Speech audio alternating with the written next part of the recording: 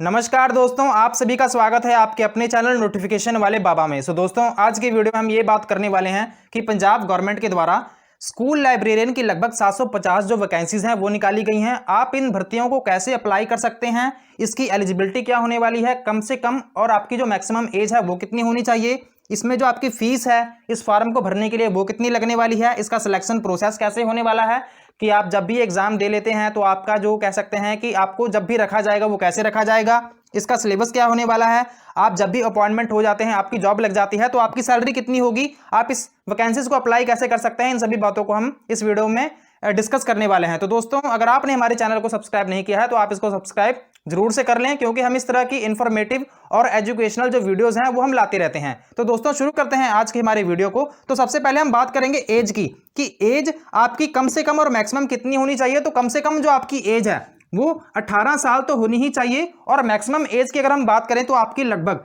37 साल जो उम्र है वो होनी चाहिए। अगर SC ST वाले कैंडिडेट्स की अगर हम बात करें तो उसमें आप 5 प्लस भी कर सकते हैं, तो ये बात मुझे ज्यादा बताने की जरूरत भी नहीं है। ठीक है दोस्तों, कम से कम और एज तो मैंने बता दिया आपको, मिनिमम और मैक्सिमम एज आपकी कितनी होनी चाहिए। अगर हम यहां पर बात करें कि आपकी एलिजिबिलिटी क्या होनी चाहिए, एलिजिबिलिटी में क्या कुछ आ सकता है, एलिजिबिलिटी में अगर हम बात करें तो क्वालिफिकेशंस आ जाती हैं। क्वालिफिकेशंस में क्या क्या आ जाएगा, जैसे कि आपकी जो 12th क्लास है वो तो पास होनी ही चाहिए। इसके साथ में आपके पास 2 साल का जो डिप्लोमा है लाइब्रेरी साइंस में किसी भी रिकॉग्नाइज्ड यूनिवर्सिटी से, कोई जरूरी नहीं पंजाब की ही यूनिवर्सिटीज हो, कोई और भी बाहर से यूनिवर्सिटीज भी हो सकती हैं, जहां पर वो UGC के गाइडलाइंस के तहत वो जो यूनिवर्सिटी होगी वो रिकॉग्नाइज्ड होनी चाहिए। तो उसमें 2 साल का जो आपका डिप्लोमा है लाइब्रेरी साइंस वाला वो आपका होना चाहिए। ठीक है दोस्तों, तो ये दो तो हो गई एलिजिबिलिटी इसकी, कि आपके पास अगर ये दोनों सर्टिफिकेट है तो आप इसके लिए एलिजिबल हैं।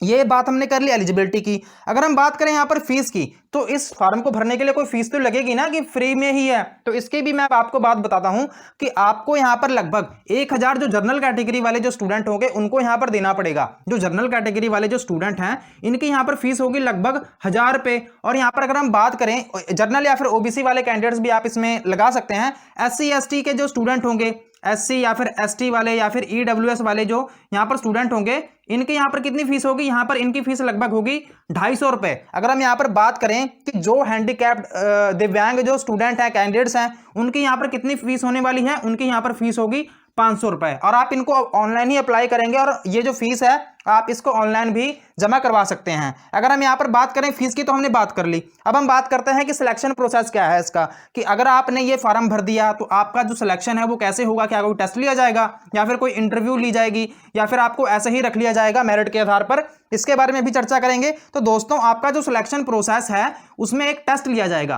टेस्ट में क्या कुछ पूछा जाएगा इसके बारे में भी चर्चा करेंगे। तो दोस्तों, टेस्ट लेने के बाद तो यहां पर कोई पासिंग मार्क्स का भी एलिजिबिलिटी क्राइटेरिया है टेस्ट में, तो बिल्कुल यहां पर आपके लगभग 40% जो नंबर हैं इस टेस्ट में आने चाहिए। जो भी यहां पर इसकी मेरिट बनेगी वो तो बाद में बनेगी ही बनेगी, बट आपके इसमें लगभग 40% नंबर है इस टेस्ट में, वो आने चाहिए, तभी आप इस टेस्ट के लिए, इस जॉब के लिए एलिजिबल हो पाएंगे। ठीक है दोस्तों, उसके बाद आपके जो भी डॉक्यूमेंट होंगे उनकी वेरिफिकेशन करवाई जाएगी। अगर हम बात करें यहाँ पर सिलेबस की, तो दोस्तों ये जो वैकेंसीज है अभी कुछ ही दिनों पहले ही आई है। ठीक है दोस्तों, तो अभी इसके सिलेबस के बारे में कोई ज्यादा चर्चा की नहीं गई। ठीक है दोस्तों, तो इसके बारे में भी हम बाद में बताएंगे आपको। जो सिलेबस है उनकी तरफ से अधिकारी की जो जानकारी है, ऑफिशियल जो नोटिफिकेशन है उसमें सिलेबस के बारे में ये कहा गया है कि हम जल्द ही आपको 2-3 दिनों में आपको सिलेबस के बारे में बताएंगे, और आपको हमारे चैनल पर भी इसके सिलेबस के बारे में और आप इसको कैसे अप्लाई कर सकते हैं, या फिर कह सकते हैं कि आपको स्टेप बाय स्टेप आप इसको अप्लाई कैसे करेंगे, आप टेस्ट कैसे दे सकते हैं, सभी के बारे में हम चर्चा करेंगे। इसलिए इसके लिए आपको क्या करना पड़ेगा, हमारे चैनल को सब्सक्राइब करना पड़ेगा। अब हमने तो बात कर लिया सिलेबस की, कि सिलेबस के बारे में उनके द्वारा कुछ बताया नहीं गया है। अब हम बात करते हैं सैलरी की, कि जब भी आपकी अपॉइंटमेंट हो जाती है, मान लीजिए कि आप इस जॉब को क्रैक कर लेते हैं, जो भी टेस्ट होगा इनके द्वारा आप इस टेस्ट को क्रैक कर लेते हैं, तो क्रैक करने के बाद जब आपकी अपॉइंटमेंट हो जाएगी तो आपको कितनी सैलरी मिलेगी, तो लगभग यहां पर बताया जा रहा है कि 25,500 जो आपका कह सकते हैं कि जो आपकी सैलरी होगी ये लगभग इतनी आपको दी जाएगी। ठीक है दोस्तों, ये स्टार्टिंग सैलरी है, इतनी आपको सैलरी दी जाएगी। अगर हम यहां पर बात करें कि आप इसको अप्लाई कैसे कर सकते हैं, तो अगर हम अप्लाई की करने की बात करें तो आपने सबसे पहले जाना है SSB.punjab.gov.in। यहां पर अगर आप जाएंगे तो 5 अप्रैल से 5 अप्रैल से आप क्या कर सकते हैं, 5 अप्रैल से जो इसकी कह सकते हैं कि जो भी अप्लाई करने का जो प्रोसेस है वो शुरू हो जाएगा। आज मैं 3 अप्रैल को मैं ये वीडियो रिकॉर्ड कर रहा हूं, तो 5 अप्रैल को इसका कह सकते हैं कि जो प्रोसेस है वो शुरू हो जाएगा। और वो आप वहां पर जाकर कैसे अप्लाई कर पाएंगे, इनके बारे में भी मैं आपको बहुत ही विस्तार से आने वाली वीडियोस में आपको जरूर बताऊंगा कि आप